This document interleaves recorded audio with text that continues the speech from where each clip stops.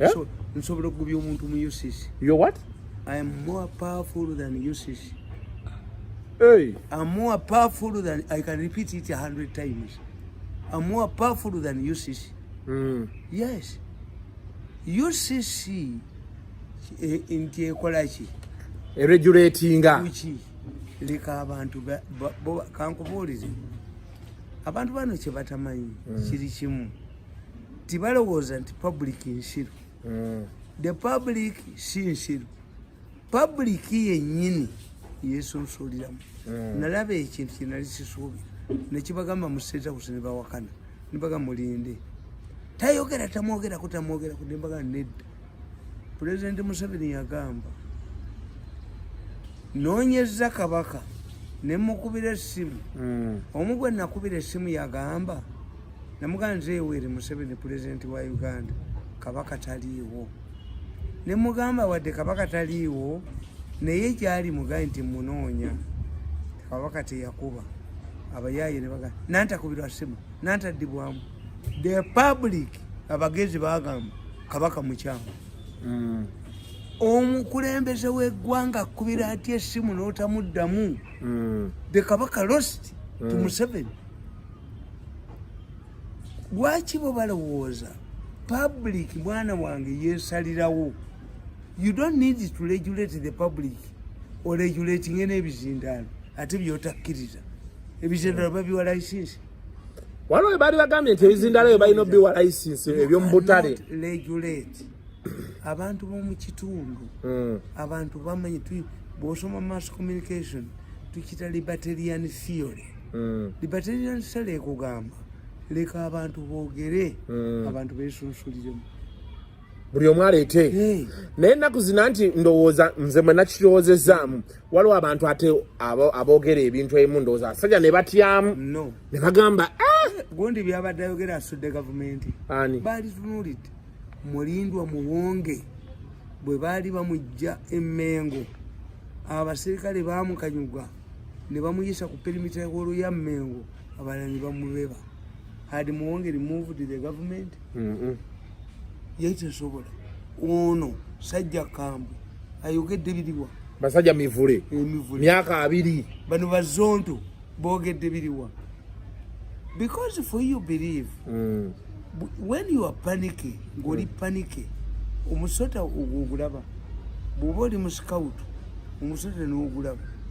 N'otenyenya gukuyitako ne gugenda. Omusota gutta mutiitirizi. Why do you believe nti abantu bajja kukkiriza ono byayogedde? Lwaki tebamulonda mu kalulu? Nagenda mu kalulu mu gundi nali mwepansi. Weesimbawoko? Nemba fumo kama.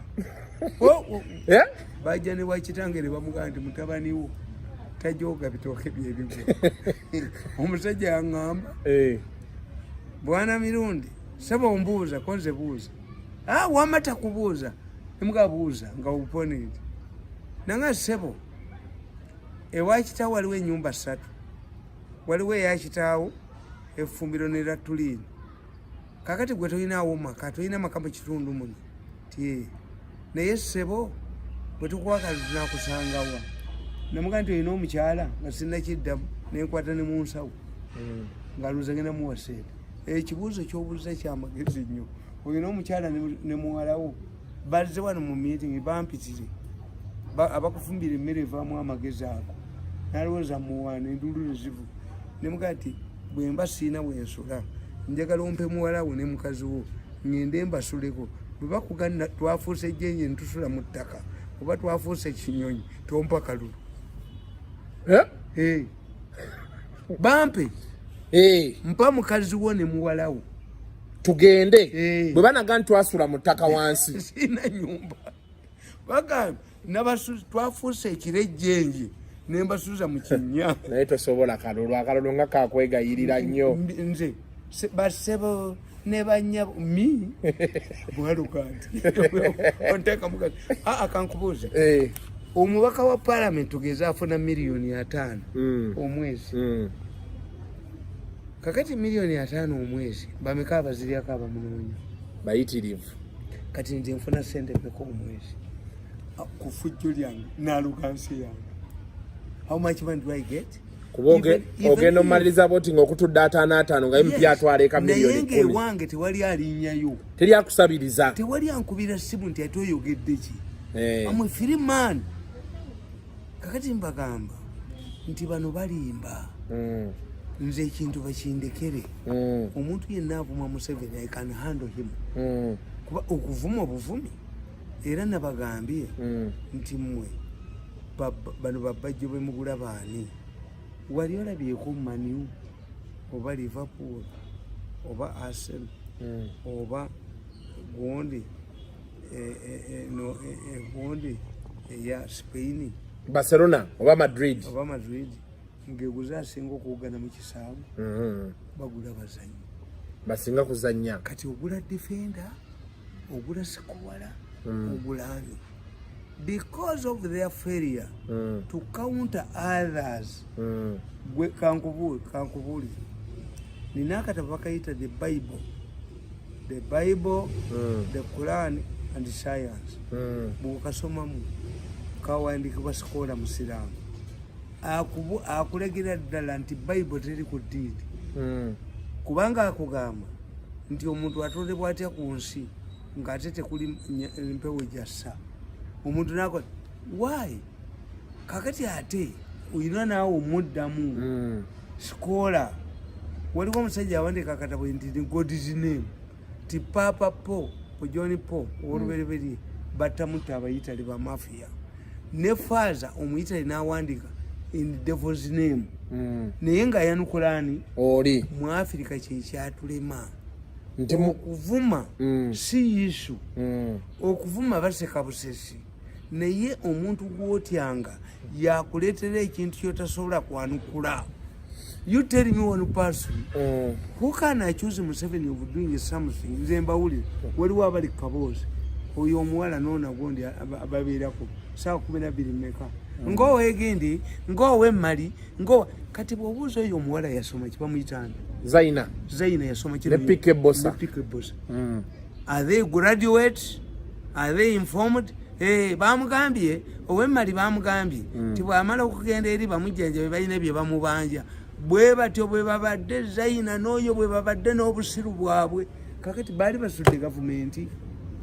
Abali basudde gavumenti. Kati bw'ovaayo baregulating naye ndowooza issue gy'oraising nga yentuufu nti mu kifo ky'okuvaayo okuteekawo bino bateekewo abanarespondinga bwe buzibu bwe tuyina. Walabye abakazi abafumbo abalumbye b'amalaaya bo bongera birungo kutereeza ekibbo kyabwe, batereeze ekibbo. Bamalaaya bwe bawunda ekibbo na muwunda ekibbo. Loza mirundi gonna otugambira ku UCC kuba ogambye oli bigger than UCC. More powerful than UCC. And UCC cannot confront me. Uyu muwala bamuteekayo nga bajja ewaani. Bagenda bwe babakubira essimu babagamba gundi anvuma. Kakati gundi akuvuma eyakuteekayo n'afuuka a national issue. UCC should not attack us. Kakati nze nkubuulira nina bubaiti bwe nawulidde mu kulonda kwa Northern kwa Kwemwankole nga balina gwe bakuba mu members of the first family bamukuba okumwogoloza. Kati obwo babugamba tobukubako. No mubifune nabagamba nti the rise of radio yatandikira Italy. Musajja baali bamuyita Makoni bwe yakola radio communication okuva wano na wano nga kiyita mu waya n'agenda ewa Kabaka as the law required. Kabaka wa Italy yali primitive nga tabimanyi namugala kigenda kola kintu eddoboozi okuva wano wempogana tiyakirabamu. Makoni n'agenda e Bungereza. Abangereza ne bamugamba nti akyokoze mpozi emmeri ng'eyogera n'emmeri ginne waayo tikina makulu. Makoni n'agenda mu America. In 1923 the Americans developed a radio communication from Makoni. Makoni yeyiya radio. Kakati radio caused an excitement in the media industry. One, yonge ekigambo kifulumirawo. The voice was important and the written word. Two, nga abantu bafuna tukitabo ekikola kati ne wajjawo agasajja nga gawumula gateekawo rediyo yago ng'ewumula okukamana.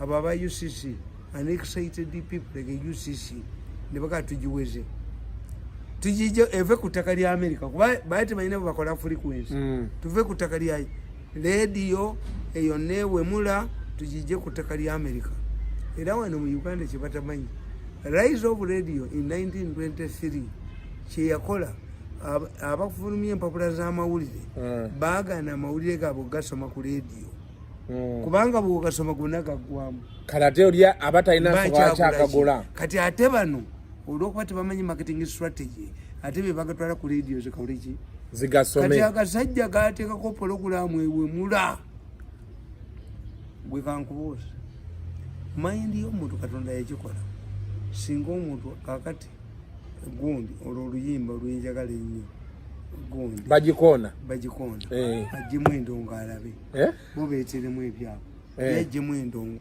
alabe sente zanaakola endongo basunansuna tebagikoona nagamba kapo nemugagwe kapo naawe yiyayo emmundu nti emmundu kaziwe kapo ab'amagye gye bazalawa ate security yokwefiira olabe anti omwaka aweereza muno omukazi n'akaweereza ono kakati nkugamba ti abasajja bali batandika okuwemula ku lediyo yaabwe abantu bye baagala ebyobuwemu babyagala they want to listen to them abantu abasinga obungi ku masimu gaabwe tekuliko byabuwemu kuliko biyitirivu to WhatsApp yaleese ebintu ebyo why nti normally katonda bwe yali atonda ebintu by'obuwemu yabikweka so people be curious abakazi sente ze bakozesa okwezigula feesi zaabwe n'enviiri si ze bakozesa ate okutereeza ate abasajja be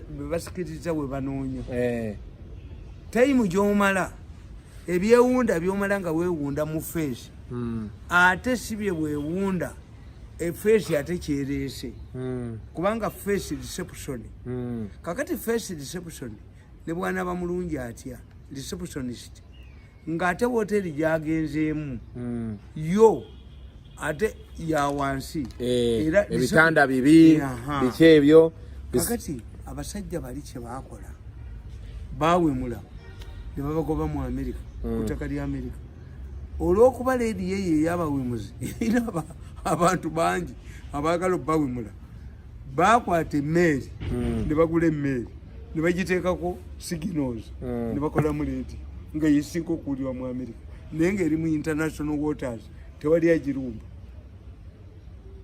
to tell you how a human mind is human mind eyagala nnyo kyoganye bw'ogenda Spain manye Sweden waliyo etteeka limaze emyaka 4 kati kabaka yaweera omuzannyo n'aguwera ne gugenda na ground ne bagwagala nnyo n'akomyawo etteeka nti tewali kabaka aliweera ekintu kyonna mu Sweden etteeka lya Sweden ery'amawulire teriweera kintu Radio Tanzania Dar es Salaam Amini yagamba nti wensanga ng'agiwulidde Amini n'ayita be yayita abataka ba Buganda mu kanzu ne bajja omusajja n'amugamba nti nze sebo nagiwulidde naye nagisambye kwaliko Nyakato nsimanyani nga kuliko Haji omusajja Sheikh bamutanga Sheikani oluvanyuma yajja n'awangula n'akaloka Supreme Council eyogeranga ku radio ya Amini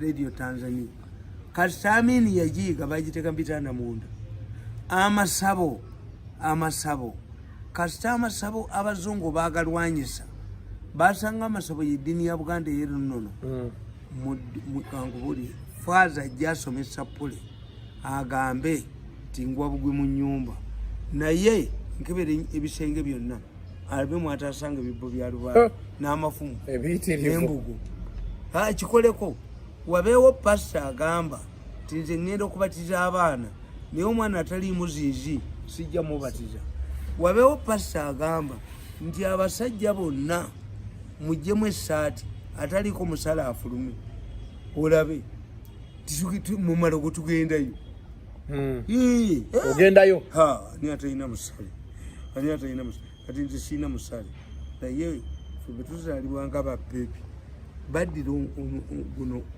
omulandira okukuba abantu ogwo omulandira ogusala mu kkubo ogw'omuti ogw'omuti ogusala mu kkubo kakati eggwafu omulandiro ogw'amaanyi ogw'eggwafu ne bajja bakusalako akantu katono ng'olipepe bakasonseka muno akwesitalako yaagwe waliwo neerega waliwo neerega byakwatako kakati mbagamba don't waste time to regulate you allow these people bajja kuvaawo bokka buli lupapula oluyimba oluwemula lulwawo mutubuulire abantu batuuka ne bakoowa abayimbi ennyimba eziwemula bagaggawala nnyo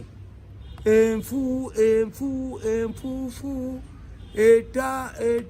ettaka ali ludda yafa bamukuba alwanira tampeko y'amalo n'abalinda nedda yali tampeko y'amalo eno maike yazigiti tesaaga ne bwe gisongako maama osomba eno maike yazigiti tesaaga zigiti ali luddawa waliwo olunaku zigiti yali krisimas yava Tanzania nakola nga bayimba aba babiri zigiti bamubuukinga wonna zigiti ne baluwera genda okubuuze Serugamato zigiti baluwera ku gundi eno maike ya zigiti tesaaga ne bwe gisongako bambi osiima eno maike ya zigiti giyaliva ani agirina giyaliva y'abakyala ani agirina eriwa enyimba ezo ziwulira ziriwa andikyeko how much money bakola mu sente mmeka nina show gye nkola ku Saturday ku Ddembe talk and talk show tuba twogera ku by'abayimbi kakati tell me yafunayo lunaku nkuyite nkubuulira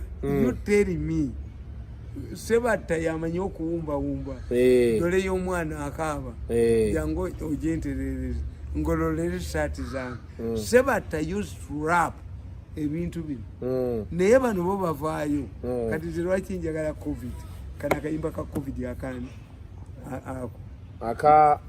aka bebe cool kana ka covid gondi gyozalawa bagikoona lwaki nkagala kati ako gyozalawa abakazi abasajja bakaweereza basajja bannaabwe ababajjako abakazi naye ako ga nti akafunamu sente ennyimba zonna ez'obuwemu because why katulina sex gundi bino ebibeera ku gundi whatsapp ebyobuwemu ebyaki omanyi nti abantu babyagala nnyo buli whatsapp group gy'obikola waliwo omusajja oba yalagawa jingo yawandika akatabo k'ekyama yasooka okugula typewriter n'okunyoola akatabo k'ekyama namba 8 akatabo k'ekyama namba 9 akatabo k'ekyama did he buy a building in Kampala?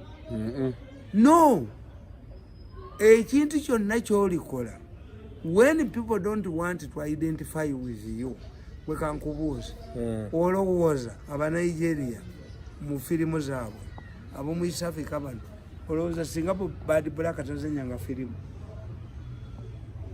Do you believe Bad Black bayogedde ku Bad Black wamulabye Mengo yagenze Mengo n'akyalira Katikkiro ade ayina omuvuka agenda okwezimbawo ebusire eyo yagenze naye n'akyalira Katikkiro ebyo byabeeramu ebyo Katikkiro gy'emirimu gye egiriwa oyo Katikkiro yoyo gyennyini yoyo ate kakati kankubuulire bw'olabanga nga bafaaza bakyalanga wuwo n'olaba abasamise nga be bajja ekintu kyo kiba kifudde Abaganda abali mu kalulu ne bagamba nti Ssaabasajja Kabaka abuze mulwadde nnyo bwe yakomyewo n'ajjayo omutwe ng'abava e Makka walabyeko Abaganda abagenze ebbanda ab'akakiiko ka Buganda okumwaniriza okutwalayo amakula ne omwana yatta Mengo Bad Black era bwebo ate olowooza yawukana nabo awagavana ebyo byebibye byennyini singa Kabaka yamuwa obwaminisita bw'obuseegu n'embiri ebyo naye Kabaka yatukola bubi yamuleeta ku bwakatikkiro n'asaanyawo ebintu bya Buganda byonna singa yamuleeta nti ekatikkiro w'obuseegu n'embiri naye nedda oli yabadde awerekedde buwerekezi waliwo omuvuka mutya Paul Owori yabadde agenze kugula certificate oba lwaki yamuwerekeddeko bamanyiganye Bad Black n'ono museegu munne bamanyiganye ne Katikkiro bamanyiganye kuvaawa teyaleeta akawala akaawemula abantu mu mazina ne bakakuba okajjukira yaleeta okuzina ewakabaka nga kakudamu muvubuka jjo obumpi si buvubuka n'akalolo kalina jjajja waako nga benkanya sayizi leka kutulimba obumpi si buvubuka enkanga tekitegeeza enkanga obumpi ti buvubuka bannange eyo tugezeeyo bugezaze by the way but anyway muwali nga tumazeewo UCC tubasaba I don't know what the motive of that is, but creativity entini abantu babera bagala okugenda ku TV edda ngolino twalayo program yo ate ne approving and abichine YouTube ine ekintu kyerese creativity employment abo ne president yajja bagoba bajja kubagoba. You don't need to regulate. Regulating what? Because in an election onavumye munne lwaki tamuwabira onamuwabira tulina defamation tulina ki government cannot fight a war gugundi. I know nasoma amawulire nasoma mass communication kyobola banga ku bino bifilimu bakuteekako nti parental guidance mu Europe bwogenze mu hoteli wegala byobuwemu channel ogisasula bulala yes bwabaawo ne muserena wano channels ozisasula bulala bwogendayo ezo channel ez'enjawulo ebyo naye bino biri mu kalulu kakati kankubuuze omusajja ekizindaalo kibadde ku kyalo kakati ekizindaalo waliwo agenda okukola n'ekizindaalo ekinene era nze mwana yakambabuulira bwe nali mu State House kyemuva mulaba nnabakyawanye abantu abo. I hate them. Mine is beyond reconciliation. Nafuna twali Germany. Abasajja ne bajja ne baŋŋamba ti president wamwe ensi emuwulirizaamu. Twagala naffe tukole advertisement nga naffe tumukolerako. Konze what do you want? Abasajja ne bampa offer 3. Baali bawa Museveni emmotoka nga bw'ogikola bwoti awulirirwa mailo 5 kati yalikoze nnyo ku COVID emmotoka eyo yayina radius ya 5 miles nga Museveni bw'aba ali mu kitundu ng'ayogera nga eddoboozi eriwulirwa 5 miles from where the car is. Ne bajimpa Grant ne bampa emmotoka endala ofa endala nenzija as an innocent man. President Museveni n'atugamba tugende n'ensambu ababbi ne bagiwamba baleeta akamotoka nga tekatuulwamu namuntu. I'm telling you baleeta akamotoka ne balya sente ng'omuntu tokatuulamu. I miss kyobolaba nalowooza natule bwange nendowooza nti naye lwaki ofa eno sigiwa opposition nenga naye taliiwo neŋŋamba no Katonda kakati kankubuulire that offer I think the company is there nsambu yatuconnectingayo is there kati Museveni yagyetaaga a vehicle nga bw'oyimirira wano n'oyogera ne bwe tuba nga tulikodinze ebigambo bya President Museveni ne bwe tuba nga tumiitinze abantu batono ng'aboogereramu olwa COVID-19 ebigambo bye biwulirwa square miles 5. We had the offer ababbi baleeta akamotoka okumanya baali babbi baleeta akamotoka nga na operating akuuma kali bwe kati twagenda Nairobi omuntu waffe yali afiiridde mu motoka nga yakaliko Museveni agenda ayogera omusajja ali muli ababbi ene motoka eri eriko ettundubaali era nayo nze naginoonya mu bantu kati ababbi balaba bali ne babagamba ne babagibba naye nafuna omukisa ti at least eyo nabusa yo yagireeta eno eriko ettundubaali berekera president. That was my initiative without any money. Naye nga ofa eri ey'emmotoka eriko omulongooti ogusika 5 miles agakuba 5 miles away bagituulako ababbi aba State House. Okay, Mwami Mirundi banga sibe bagireese Mwami Mirundi era baligibye. Njagadde twogere ku bululu bwa NRM ne Rukuntana. Yes. Ekisooka twalayo obuvuyo bungi nakati pakati bakyalangirira bawanguzi. Tugenze okujja nga batugamba kibazanga ate kati awangudde okuva eri ewaabwe gwe baali batuganye nti bamukuba. Kati akalulu kana ka NRM saakategedde.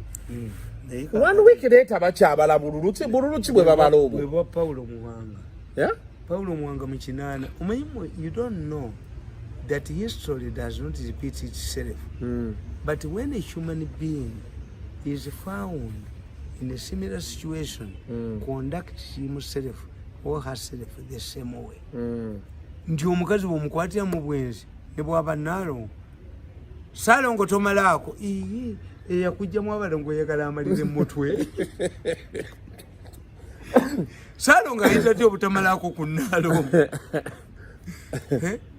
Omukazi yenna akuganye obadde na mubi obyo butegeera ganye ekitegeeza obata situation gye yalimu situation yabaza Paulo Muwanga obululu ennaku 6 n'alangirira abatali beebo ye situation Museveni gyalimu kati situation y'obote ekomyewo any human being will react the same way ti emmotoka ng'ejja oteekayo omukono ne bwebaki ne bwebaki ne bwebedduka speed ngegenda kati Mwami Mirundi situation ya Obote zemu and Obote situation gye yalimu nti abantu Obote ye bamuzanya abaddipi babazanya why bali tebaagala bayitemu nga baagala controlling parliament the same thing kyebazanya Museveni Obote wanted to do it today bakizanya Museveni agwe but Obote and Museveni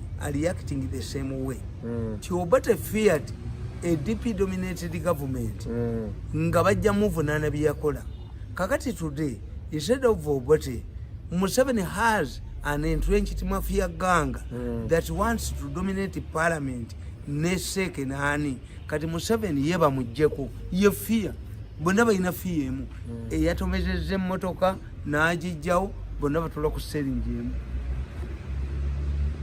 This is the question.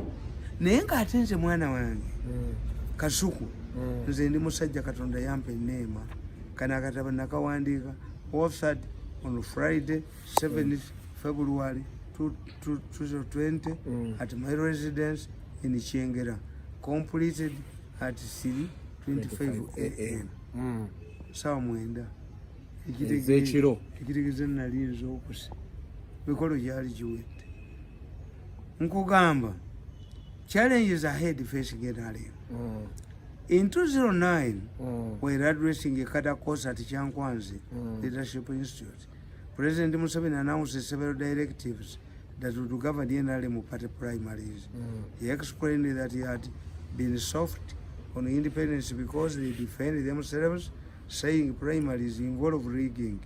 He issued guidelines to govern 2011 elections in the party. However, since then, none of the directives has ever been implemented, and the challenge persists to date.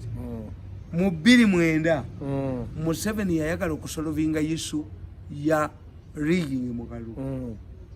Kubanga n'akabbiri 11 baakabba. Why? Lwaki babba? Nti omuntu waabwe gwe baagala ayitemu tebamukalitivetinga. Bw'oba oli musajja mwenzi ng'olina omukazi gw'oyagala okukwana ng'alina omwana aba mwangu nnyo buli lwadda ku mizigo omwana we muleetereyo ssente za kabalagala wadde nga gwe toyina oli musajja muwuulu omukazi gw'otajetinga omwana we muwe abeere wa anko nga yamulera otegedde ne nkugamba nti Museveni yawa ebiragiro 7 mu 2009. He directed that registration of all NRM supporters in villages. 2. Make announcements for such registration in time to enable every member of NRM to register. In order, number 3, In order to have that information to reach everyone, Museveni suggested that local communication fora channels, including radios, because to reach audiences. Number 4, NRM should not support NRM leaders, should not support leader candidates against other NRM contenders. Those leaders who contravene this directive would be punished. Number 10, elections should be held in the most transparent manner. Number 6, a yellow book containing the names of all registered members should be compiled and produced. Number 7, only registered members of NRM should participate in the party primaries. Only registered members. Ate yekyusizza. Babadde bumukubi. Why? Museveni taba kusala magezi ago. Babadde balina voters registers abo eziyisaamu abaabo. People would fight ku polling station. Kwegamba tekyagudde buguzi. Akitegeera kye yabadde akola. Nti waliwo abaagala omukuba. Tango odoyi omulenzi yamujja Makerere. Museveni yalina omulenzi mu famire ye gwe balowooza nti yajja omusikira ate atali mukozi. Omwana n'ajooga ensi omulenzi ajooza ensi omulenzi yali everywhere. Omulenzi yampita embwa najja kukolera sezalawo ng'ompita embwa. Embwa eveewo mpisewo sente zange. Nalweyiso azijjeeyo azimuwadde. Olunaku lumu kasuku nkulayirira wano. Olunaku lumu ndiraba Nalweyiso mu kagaali k'abalema. Nennakalema ali bakyali muwala muto nga tannakadde omukazi mukulu. N'omulenzi oyo nga baleese 5 billion ewaffe ewaka. Ndirabako akasajja ka New Vision kakabushenga ne Kulubya nga babomola kabbuli yange bateekamu ssente ze bantundamu. I'm not joking. Omulenzi oyo yatwala 5 billion zezankubya. Nalweyiso n'alowooza ndi musiru. Yankubirira ku lwa mukagamba omukulu ssente azeza. Nalweyiso in a wheelchair. Nakalema will be an old woman. This man, the man who is now terrorizing everybody. Omuku atujoze n'atumalawo. Omuka akubye buli muntu yenna. Omuka afuusa ow'ekitalo. Balireeta 5 billion omukozi yatwala ewaffe baliziwa abaana bange. Bankubira bwereere. Omuko yanje obujuzi bwayina mu mutwe ne Nalweyiso ne Nakalema balireeta ssente mu famire yaffe 5 billion ate balizigattako ne 0 2 oba ziriba ssente meka obujozi bw'omulenzi oyo ne bumugwamu. Kaakati bo balonda dde omusika asikira Museveni. Kaakati bo buli wamu wonna baagala okuwambawo nti baagala okuba ababaka ba parliament. Why? Bawunya. Nabagamba nti omusajja omuyiwa omwenge kasaatamiira tasobola kuva mu ntebe. Omutamiivu ne bw'omuyita tava mu ntebe. Bagenda mulaba nti empale yatobye. Era omutamiivu ayambala nnyo empale ya black. Ne bw'ayambala empale ya ggule bukulaga omusulo yagenda wala. Omutamiivu abasajja bana balwala enziku. Babeerako n'ekkanzu waggulu n'emisana abatagenda ku mbaga. Agiteekako? Kubanga obusulo kuba kuyiseemu. Kaakati bano kye baliko nti baagala okuwamba ababaka ba parliament wonna.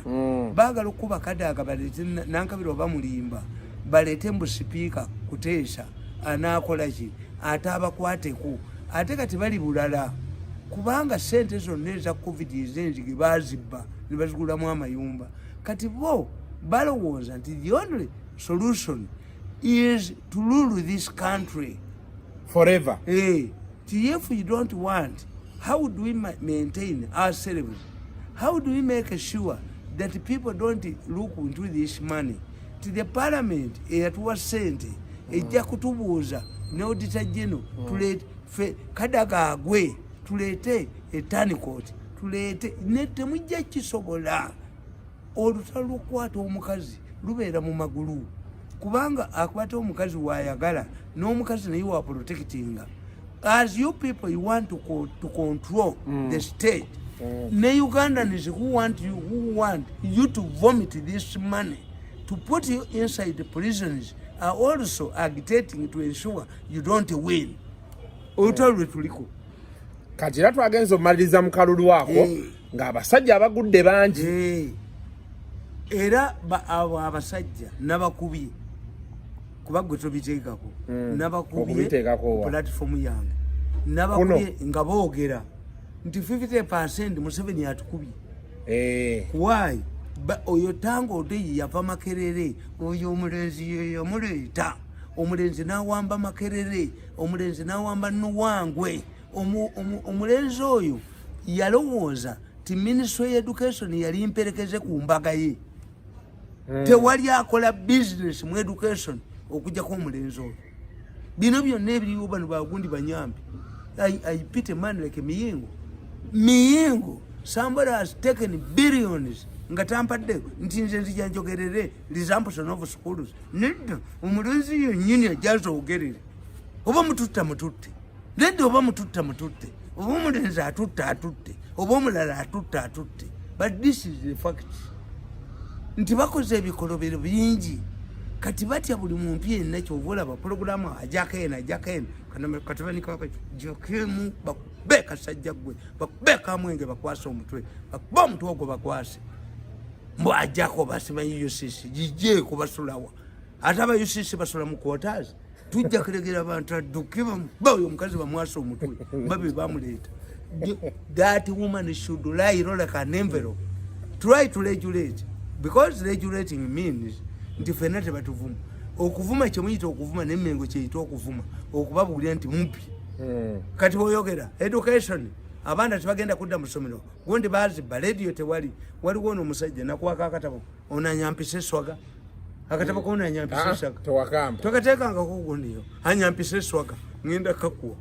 radio yazibba baazibba kakati balowooza we can control this you cannot control anybody we can even incite the population no mulaba ngaduse n'obugalu bindi bwe kano ne bakatwala ekamwenge ne kadduka ne kalaba kana I can mobilize people stop reading his newspaper akasajjako ne kulibya ne batuula nga tebasomye mawulire so this is of regulating what who are you to regulate whom are you regulating why does it become necessary for you to regulate today chichi n'abakoba naye eyali mu police eri rotten ndi atubulya to regulate eyali mu bufumbo ne bufa eyakulyeko bbala y'abamalaya ekimansulu naye ajja atubulye watu if n'abakoba was effective how did the police perform badly like the way it performed that one oyo tajjibwako aya ya Qur'ani mu basiraamu omushiriki n'omutamiivu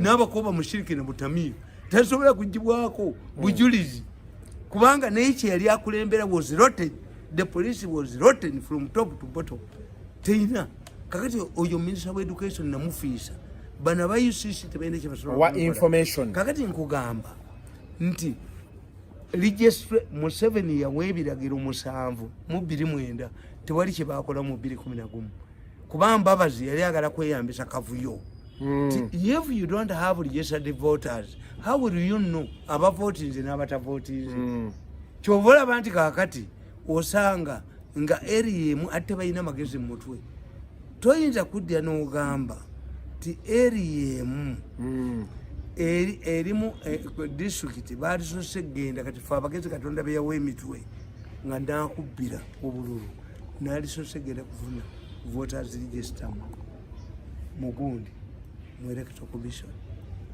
nentegeera the electoral commission according to the electoral commission we have 50,000 people in this constituency even if NRM candidate is very popular across the board he cannot be popular 90%. Kati bw'obba obululu bila voters register eyammwe ne weetabaawo kubanga ye Museveni kye yakoze yajjewe yatanga odoyi gye yabadde azanyiddemu Museveni nabaga nti mulonde ye nga Museveni yalina yaki voters register electoral commission kati Museveni wakwatira nti waliwo nga ttale bw'ogigatta oli alina miliyoni 1 mu constituency ng'ate mu constituency tebaliiyo twalabye n'okugaba ssente ssebo. Okugaba ssente kirimu bagabe. Gwolowooza nti singa buli mukazi kankubuulire okugaba ssente busiru bwabwe atalina kyowunya lwaki owekuba perfume. Distributing money means you a failure. And our people eat it but they don't vote you. Kakati kitukugamba tigwe ebbanga lyo ddali kulemye gwali mu parliament kubanga bajja ne byekolero ebyobusiru omanyi abalonzi tutawaana nabo abalonzi ogula bagule bwe baali bagamba kakati obagula ssente mmeka omulonzi bw'owa ekitole kya sabbuunu emyaka 5 emabega nga tomuyambye kuba mugobera mu ttaka tokomyewo okumuyamba kubali mu butale tokomyewo kubakola ki tajja kuzzaayo. Musajja wo Simeo tebamukomezaawo. Simeo okimanyi nti Simeo waba mafia Simeo yandeetera wano wennyini ebbiliyoni 5 nzikirize nneme kwogera ku tumwebaze nga bamusasudde ssente mu woteri mwe bataasula. Simeo biliyoni 5 Simeo banne bennyini be bamukubye mafia kasitekozesa ate naye yategedde kasa Simeo yagenda ku mukolo gwa kabaka oyo Kyuma kya Yesu kyamulaba. Kyuma kya Yesu yalagawa. Mugende mukebere ku mukolo ogwo footage mugirabe. Do you know nti Kyuma kya Yesu bwe yali ahalasinga omusajja oyo the kabaka smiled. Mumukebere kabaka yali aseka. Kabaka yaseka. Why did the very day this man Nsubuga kamukubulire Nsubuga yakola pate mu Kampala ng'akyali mu poliisi bagenda okubuuliriza nga ababbi be basinga okuteekako ssente ku mbaga ye notorious criminal ku mbaga ye omwogezi wa poliisi. Nsubuga n'akola mistake endala. Mutabani wa Lugunda Minister wa Internal Affairs at that time we yawasiza Nsubuga we yawasiza nga Nsubuga alowooza ti Museveni ajja kuva eno ewa Lugunda ajje n'ewuwe. Museveni teyagenda. Awo gwe Museveni amanyi zinakola naye gwe lwaki Nsubuga ekweti yowa serebu ku Lugunda zisaana. Nsubuga kye yalikoze bwe yalitegedde nti omwana wa Lugunda agenda kuwasa olunaku lwe lumu naye yali kyenjize akusinga eka akusinga ne mu kibira. Nsubuga yali kyenjize n'akyesonyiwa naye Nsubuga yalowooza kagende wano Museveni ave ewa Lugunda ajje buzaale nga yeetadde ku minzaani buzaale ki obuleeta Nsubuga ewaani Museveni ewa Nsubuga kati ba mafia ate bali at times bali tribalistic. Nsubuga yabadde tasobola kuwangula musajja oli wa kabiri eri. Ekyokusatu Nsubuga ani yamuleeta Alamu yawa Nsubuga ssente n'akubaani kati Alamu awa Nsubuga ssente addira abantu asasudde ab'ebibanja bagende. Nsubuga ssente n'azikwata. Nsubuga ba mafia ne bamugamba ti abantu bateeke ku ttaka lya gavumenti where you are not going to pay. Ssente ne bazitwala. Kati ate bwe bamala okutwala ssente ate ne bagoba Nsubuga ku ttaka gyano abantu ne bagobayo. Nakalema aliyita mu ttaka nga adduka. Nakalema yasiba abaana bakitaka abatalina musango nga yeekobanya n'egundi n'oyo omulenzi neyeekobana n'egundi ono omukazi Kabasi neyeekobana n'akasajja ka New Vision mbu kitaka teri Muganda kankubuli. Do you believe eriyo Omuganda president kwayinza okugamba tindetereta eddagala eritta enkwa Kabaka n'akuyita nti yangu onkolere kino n'oleeta eddagala efu naye akasajja ka New Vision nebukidde akamubali kali ekyamisana kala kyangula. Kati muzeyi Nakalema bwali badduse bwali baawonye Nakalema bw'oliwona you are watching me bw'oliba owonye oligenda n'okugulu kumu. Nakalema bw'oliba owonye oligenda n'eriiso limu. Nakalema bw'oliba odduse nga Abaganda obasimattuse oligenda n'okutukumu. Ne musajjawo Lukuntana naye ne bamukuba simanyi ne oba musajjawo kati ate ye alina mukomera wiiki namba eno yonna. Lukutana agenda kuvaayo ate ajja bawangula. Lukutana used to be my friend. Bwe nalwala obutwa Lukutana yasooka okukubesi bakuwa butwa Lukutana yangamba gende wa dokita wange akebera oba butwa. Lukutana nali muwanyo respect. Why?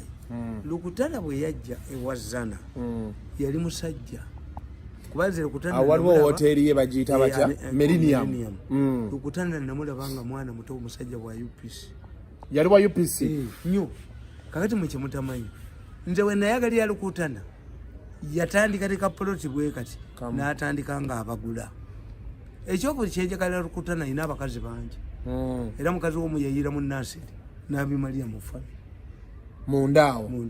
Simanyi baana Lukutana bayira kubanyiza okubanga musenga zina abaana nkaaga n'embuto 3. Simanyi Lukutana ubansi naye Lukutana naye ochahi naye embuto embuto 3 nina abaana nkaaga n'embuto 3. Lukutana nemwagala nnyo humble man yali avudde mu gundi. Lukutana bwati you don't know mu ensi kyebategeeza. Lukutana mu 94 bwe twali tugenda mu CA yavuganya ne Wycliffe Kazola eri waabwe. Wycliffe Kazola ye daddy wa first lady. Naye Lukutana baali bamusse mu kalulu bamukuba amasasi. Lukutana sente zaali zimuweddeko n'atuma omuntu ekajjeyo sente.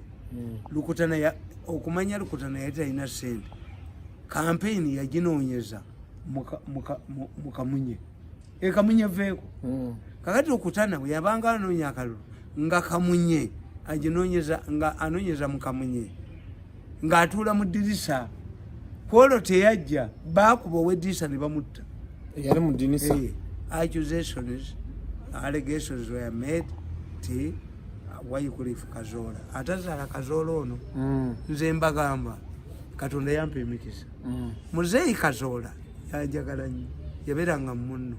Kakati ne bagenda bamuwandikako Namakajja namuwandikako mu mawulire nti Kazola yakola ddiiru ne Moyi atereeze Uganda ng'ajja muwa mmwanyi.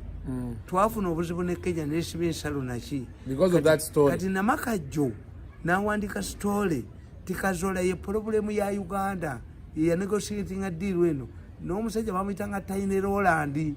Era Museveni bwe yali agenda okutesa Nairobi yajjira mu nnyonyi ya Tiny Roland n'akwata Lupolora Standard n'abeefulira oluvannyuma kubanga batuga nti a political agreement is respected if the conditions under which is made remain constant. Kati Kazola ne bamugamba nti omuntu asobola okwogera abantu ne bawulira. At that time radio tezaaliwo, waliwo radio emu. Omuntu asobola okuwandika story abantu ne bagisoma ye Tamale Mirungi. A humble Kazola taata wa Janet came to munno looking for me. Kazola yasulanga mu Nairo hotel nga talina maka. N'antwala mu Nairo hotel n'angulira egatto n'ampa n'eddoola bali 10. Nazisula ne mutoyi ng'asulanga $10 at that time. Nina akayumba nga kabwavu nnyo. Yes, nvudde wala twaluka kale. That's why I'm arrogant. Njasiza ttaka. Kakati Kazola nampa ne sente ngende Germany n'ensoma. Kati ukitegedde. In 1994, Lukutana survived the bullet. One, he accused the first family of plotting to kill him. Lukutana at the moment became the lawyer of some of the first family. Lukutana. Mwenye Lukutana munonyi wa sente munonyi. Lukutana anonyi sente. Kati aba fere bayagala nnyo Lukutana mukubanoonyeza sente no defecting. Omwami oyo omujoozi oyo ajooze ensi eno oba nzita nzite namukwata nga ali ku faamu ye ng'agamba ti Pulezidenti Museveni ayagala the first female chief justice Bagemeire tajja kikola. Omuleezi oyo namuwulya namukwata bwanneereka nziramu ne mukuba. Ne mukwata nga alagira Nakale mugoba abantu bonna mu gavumenti bateekemu njiina likodi. Ne mukwata nga agamba nti Mommy does not want Kadaga, but the problem is that Barieko cannot manage Kadaga. Ne mukwata ne mukubana ne ku video kuba nabakwata tebamanyi. Kakati Rukutana yavuma bagemeyire nagandi madenja kwongera n'ebirala gwandi report me to where is he kyamukubya yamu anti omukazi abadde tanasangula amaziga Rukutana ebimutuuseko mbitegedde Rukutana ng'alaga amaanyi ne bamukuba mawulire mugondi mu monitor ng'alunda enteze n'emmundu.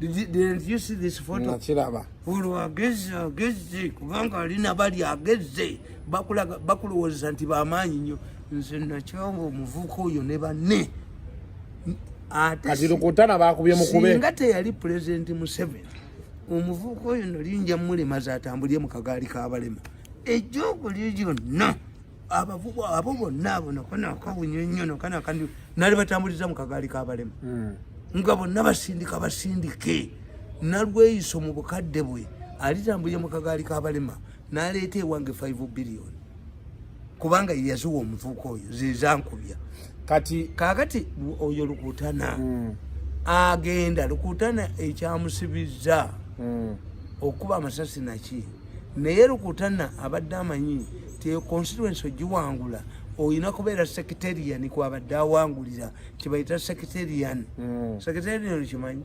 abalunzi n'abalimi kimanyi abaki kakati baali bamwetegekera dda kubanga olina okukitegeera nti Museveni nga anoonya ababbye ssente enjoka ezannamimwa enjoka abakolagana n'omulenzi ono ababbye eggwanga lino abalimazeewo ababbye ssente za covid ababbye ssente z'enzige ababbye ssente emisango mu kkooti ne bateekayo ssente ezitaliiyo Museveni abamanyi akuba mafiya agimalawo kaakati ate ekizibu oyo Rukutana yali takimanyi bano baali badduka dda Rukutana baali bamuddukako dda bano why kasa Rukutana yatandika ebyabayiru n'abayima bano ne bamuddukako kubanga ate mafiya ganga high command yaayo yabayima bebayita abayima abalunzi b'ente tovula bamukwatiddeyo era Mr. Nanyini buyinza okubeera omuka obulamu bwe bonna bwe yabadde akyeyalinga meeting yabagambye ebya Rukutana temubireeta Rukutana messed up himself naye banne ne bagaa nti no rule one of the rules governing eya gundi eyaba fellowship is that a member cannot be left in the hands of a government agency tuyina omuyamba president yabadde tanaliyakitinga nga fellowship mafia fellowship had already directed Akulo to save the man. Akulo naga nti have taken over. Akulo, tell me any incident, tell me any case where Akulo took over and we got the culprits. Akulo investigated the Cairo Bank scandal where Ministry of Public Service people stole money from government intended for retirees to Cairo Bank. A judge Kabito ruled that that 45% of the Cairo money belongs to government. But the judge said he could not convict the bank. Why? Akulo. The side did the connived with the Cairo Bank. Singa tufuna Idi Amin aba Misiri badduka buddusi wano ne banka tujikwata. Do you know what it means? 45% of the money in the Cairo Bank belongs to government. So kati mwami Nundi Idi Amin yetaaga okukomawo okusevinga Uganda. Yabalinga Idi Amin nadduka oyo Akulo singa Akulo tagenda kusigaza kantu wano. President Museveni bamugamba nti goba Akulo. Ne bamugamba nti nedda bw'omugoba tajja kusigaza kantu bakuba ennyumba ye. Akulo ajoze nnyo abantu. Akulo nnaku ezo yakwata abavubuka simanyi kapitaani baali ku social media nga bafulumya obubbi obuli mu gundi muleya yabakwata. Akulo n'akwata omuvubuka nga bamugamba nti omuvubuka oyo yagenze wa president n'awayo information ali Kitalya. Akulo akwatanga ku miso nemuyingiza kabuli mu nnaku 3. Akulo fears me. Kakati nkubuulira nti President Museveni will be defeated. This man is going to win. Why? First of all, by the time Museveni moved in, the witnesses, the key witnesses had been coached. Nalaba ne witness omwaga nti yete bamukuba ku masasi. Kakati is Museveni going to create a new witness? Naye abantu bagamba nti kasita yasuzeeyo ko. Anti yasuzeeyo. Kati ategedde naye tali above the robe bagamba eyo. Has Museveni sacked him from the ministry? Omanyi nti ministry Lukutana gyalimu ye yali akabafunza ki? Ne babakwata. Ne kabafunza ki bamukubi? Eyo ministry eri gundi. Muli obubbi, muli okutwala abantu ebweru, muli obajja mu organism, muli abavubuka kati nkubuuza. Lukutana is going to win. Why? Lukutana has known that the state is against him. Ategedde the moment singa nze bankwata ne banteeka mu kkomera Kitatta yawonye. Why? Tikitatta yafunyemu political crowd emukangabaza. Lwaki? Nti bamugyeyo under mysterious circumstances. If Kitatta has served his service yalize tainagwa naye nabali abeerubaga bamukirize watali kwetemamu naddayo natwala ki entebe ye. Why? Yakumyewo n'amaanyi aga yazuukidde. Yesu yazuukidde mu Yerusaalemu Kitatta. Kakati ono bamafiya bajja kusigala naye this man what is going to do after realizing that Museveni wants to humiliate me, so therefore there is no loyalty, there is no love lost between the two. Kakati oyo musajja agenda kuba opponent we. Why? Kyagenda kubira opponent we kiri kimu. He was caught off guard. 2, his humiliation has earned him supporters. Nti abantu bagamba bakukozesezza ne bakusuula ye Kitatta toli yakuba bintu yenze nafuna amaanyi mangi nnyo siriddamu kukola n'abantu bano nalwesiriddamu kundabako Nakalema ndimulabako mu kamera omulenzi ono ndimulabako ngadduka kana akasajja ndikolebako nga bye gwabwe kamwe kakati mwamirundi nga tuwonzika oyo omusajja kati agenda kuwangula bwawo. Why? Okuba lwategedde nti state temwagala kati akimanyi has been Attorney General where cases are decided against the government, where government has lost billions of shillings, so he knows that the state is after him. Nobody has helped him. Nti bw'obeerayo kubanga kakati the process is tebakwongedde ne week number. Sikugamba nti bamuweereddewo bail. No. This means the state wants to humiliate him, but humiliating Lukutana is going to earn him sympathy.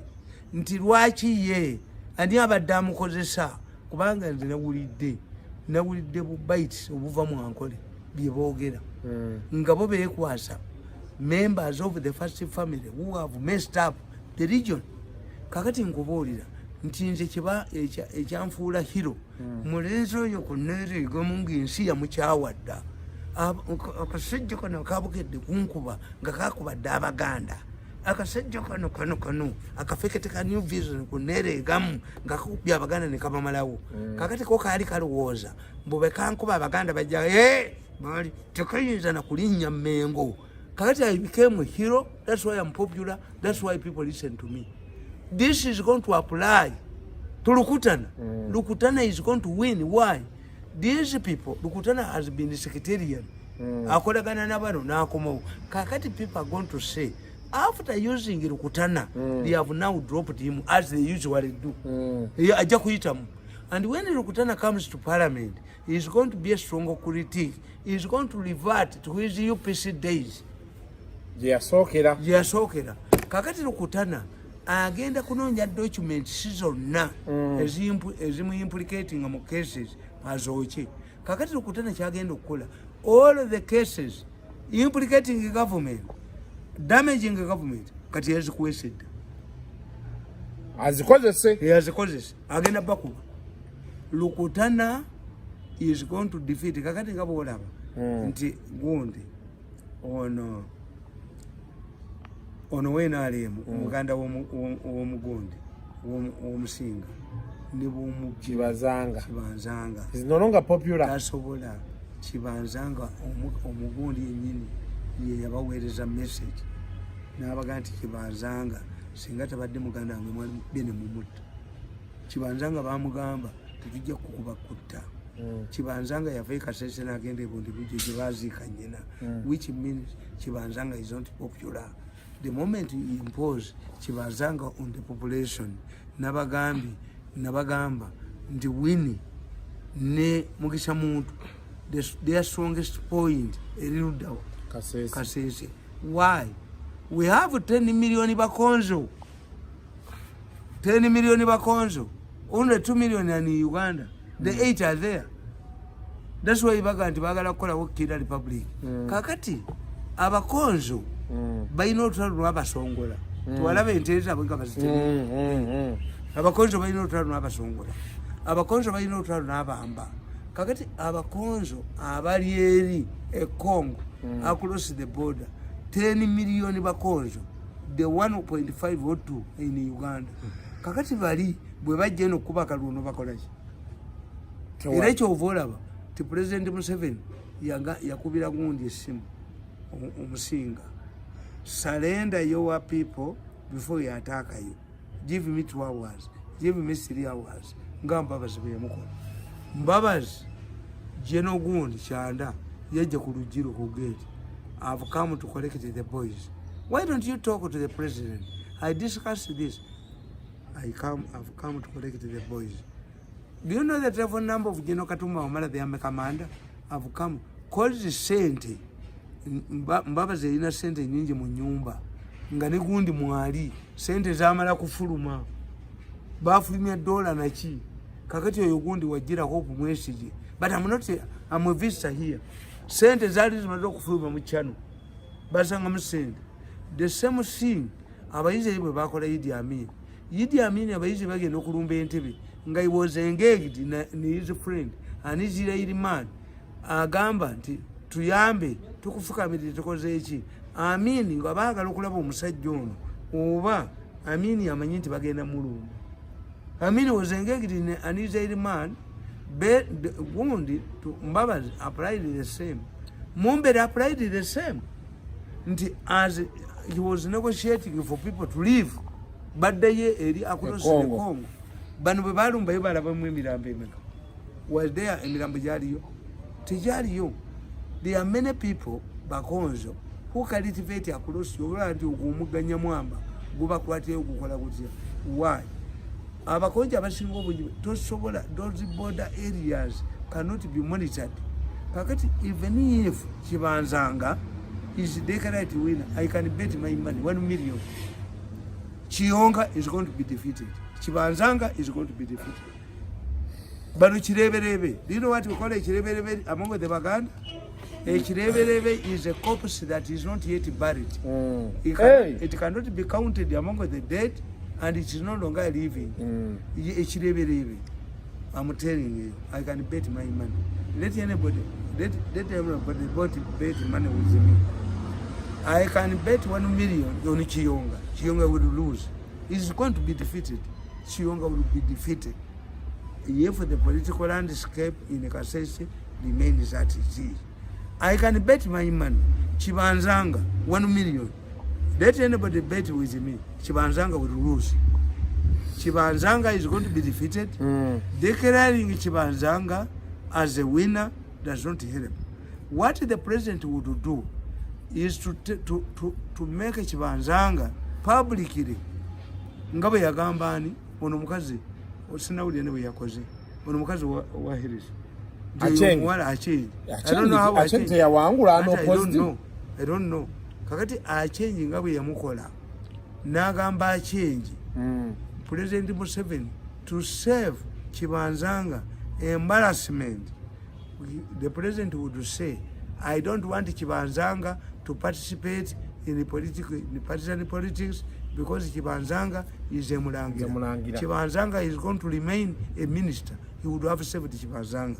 Kakati sokola uyo Mulangira gundi wasajja yagenda akubese kandi nembaga mumujemu empale umulinzi uyu mulinzi kwesimbawo ambu ayina gwatuteba kawa sente mbempale mujimujemu ngaba nupi abanubbi bavuddeyo banoonya omusajja mu biru ne Sekatawa. These are descendants of Kisingiri. They sing the most the Kisingiri family is known for homosexuality. Bega senabe mengo bapeta kali abanubbi nabagambi tibumba mwagala okumanya mu biru wali ne Kisingiri ne gundi ne Sekatawa nze byuma byange bibalaba. I know where they are. Abasajja ba Sekatawa n'oyo abasiyezi bannaabo bagenze mu minisitule ya lands ne biliyoni 2 babawe ekyapa ekipya. Abasajja abanubbi beegulira ettaka lyabwe banyumiza ebyo singa bakwata ku mubiru, singa Katonda tuyamba abanubbi ne bakwata ku mubiru ne Sekatawa. President Museveni tuyambe sebo nkufukaamiridde poliisi erima kuyamba Sekatawa.